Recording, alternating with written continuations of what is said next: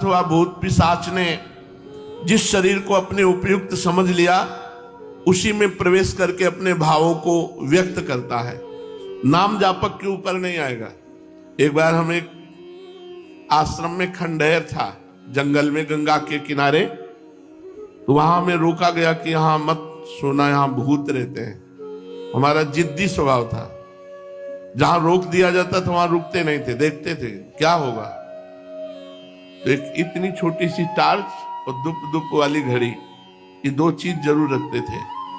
तो टार्च रास्ता देखने के लिए, घड़ी समय देखने के लिए कि कितना हो गया। आराम से जाकर के वहां आसन लगाया और लेट गए खंडहर में। कोई भय नहीं रहता था क्योंकि खूब गंगा जी की कृपा थी। गंगा जी की कृपा से भय नाम की चीज नहीं रह गई थी, क्योंकि कदम कदम पे स्मशान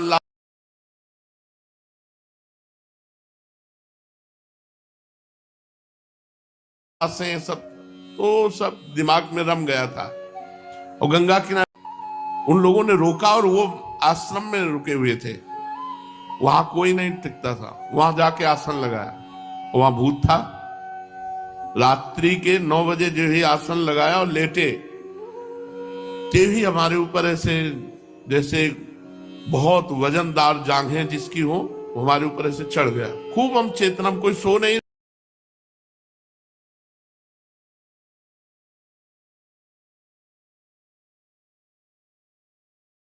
पीछे से हमारी जटा पकड़ ली।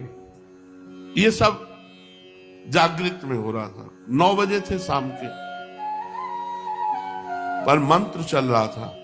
फिर एकदम खाली उठे, हम कहा नहीं, ये हमारा भ्रम है, ऐसा नहीं हो सकता कि हम नाम जप कर।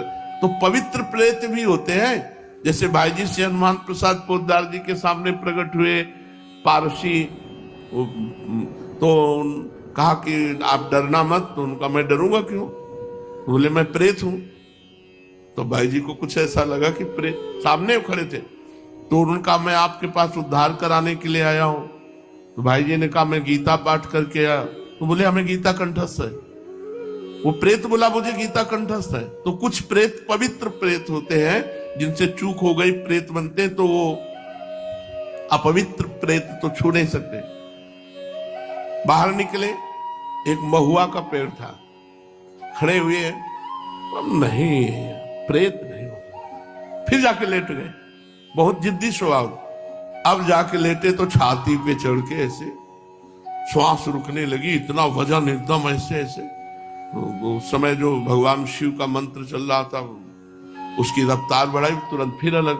उनका अब दोबारा हिम्मत नहीं करेगी, अपना आसन समेटा और जहां सब लोग लेटे थे वहां गए। तो बोले आ गए।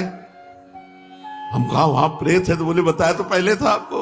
तो हम कहा हमें अनुभव करना था, वहां है, वहां है। तो ये जो प्रेत आदि है, ये कुछ बिगाड़ नहीं सकते यदि भगवान नाम चल रहा है, मंत्र चल रहा है। और भगवत आवेश होता है त्रिगुणातीत हृदय में। प्रेत आदि जैसे अंदर प्रवेश कर जाते हैं तो तमोगुणी रजोगुणी हृदय में, भगवत आवेश होता है त्रिगुणातीत अवस्था में। नाम जापक है, अगर ये 10 अपराध करता है तो नाम का फल उस पर प्रकाशित नहीं होता। इन 10 अपराधों से बच गए तो नाम तुम्हें भगवत प्राप्ति करा देगा।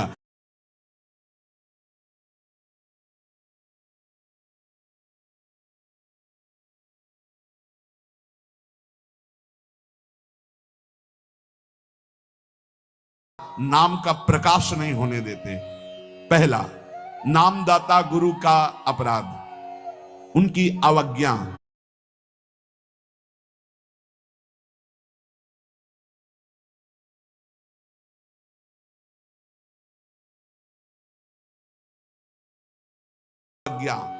पहला अपराध है। झूठ बोलोगे, अरे आश्चर्य होता है, झूठ बोल करके तुम सोच रहे हो हम संभाल लेंगे। नहीं नहीं, झूठ तुम्हारा नाश कर रहा है, तुम्हें पता नहीं।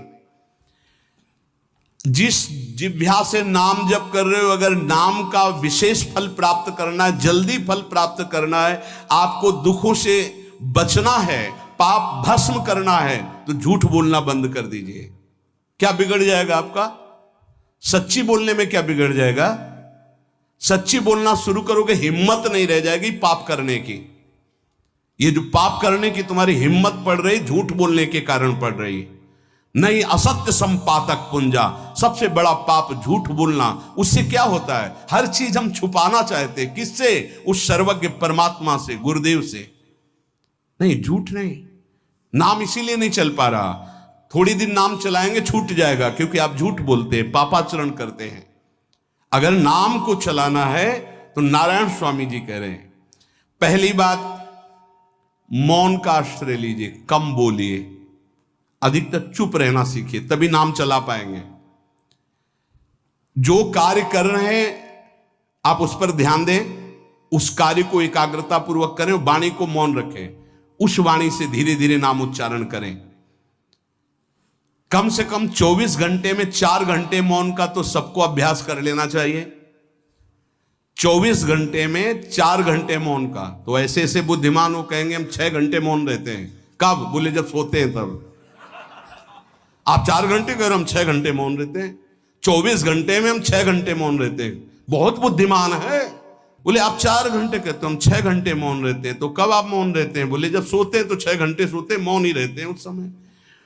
मौन जागृत की कह रहा हूं, 4 घंटे का। नारायण स्वामी के बहुत बड़े महापुरुष हुए, तुम 4 घंटे मौन का अभ्यास करो, ऐसा निकालो 2 घंटे, 2-2 घंटे करके 24 घंटे में 4 घंटे मौन। उस समय हम किसी से बात नहीं करेंगे, नाम जप करेंगे।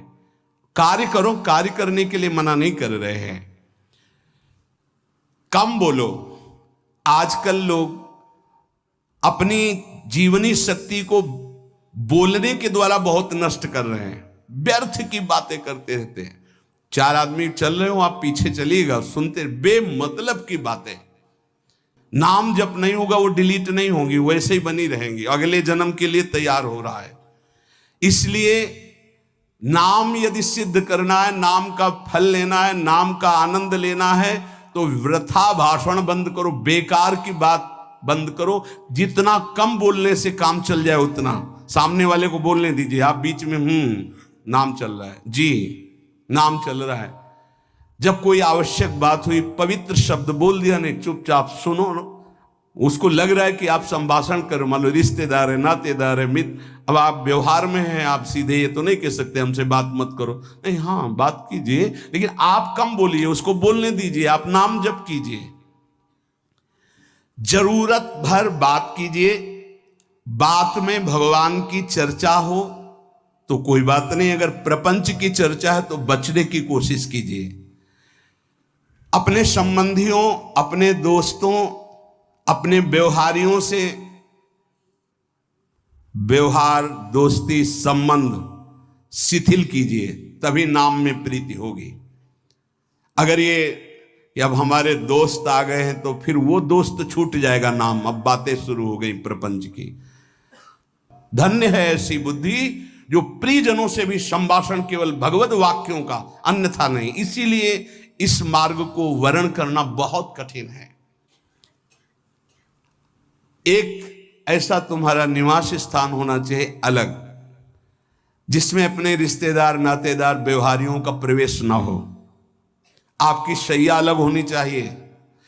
अगर नाम जापक नाम सिद्ध करना चाहता है, नाम का फल लेना चाहता है, नाम निरंतर चलाना चाहता है, तो जिस आसन पर आप बैठते हैं उसी में प्रपंची, विषयी, संसारिक वृत्ति वाले बैठेंगे तो भजन की वृत्ति नहीं बन पाएगी। एक ऐसा, वैसे होते हैं घरों में बैठने वालों का अलग, लेकिन साधन कक्ष अलग होना चाहिए अपना। किसी का यदि प्रवेश ना हो तो आप देखेंगे कि आपके साधन के परमाणु आपको वहां बैठते ही तत्काल विक्षेप रहित करके भजन में लगा देंगे।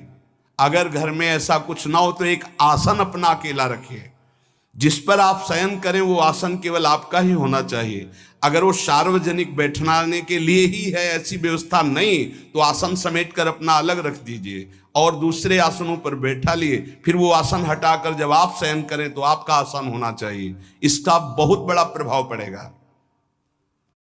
दृश्य या पुस्तक ना पढ़ें जो वासनात्मक हो और प्रभु के नाम से आपको विमुख कर दे। अखबार आदि, समाचार आदि, ये हमारे चिंतन को नष्ट करते हैं। अगर नाम जप करना है, निरंतर नाम स्मृति बैठालनी है, एक घटना कई मिनट तक विक्षेप देती है। ऐसा हुआ, कैसे लोग हैं। अब उसमें तो समाचार ही हो रहे हैं, सैकड़ों बातें हो रही, पेपर है तो सैकड़ों बातें लिखी हैं, क्या क्या, अब वो सब दिमाग में भर गई। इतना व्यसन है किसी किसी को पेपर पढ़ने का, समाचार पत्र पढ़ने का, कि सुबह होते ही वो विरह में रहते हैं कि पेपर आ जाएगा। आया नहीं, और मिला तो ऐसी एकाग्रता से पढ़ते हैं जैसे वेदांत चिंतन करने वाला वेदांत चिंतन। चश्मा लगा, चाय रखी, ठंडी हो रही, उससे मतलब बीच बीच में चाय और चश्मा से और पूरे दिमाग में वही। अब क्या करेगा, जो पढ़ा है उसका चिंतन बनेगा, वही बोला जाएगा। अब जहां चार मिले तो तुम्हें पता है उत्तर प्रदेश में ये हुआ, मध्य प्रदेश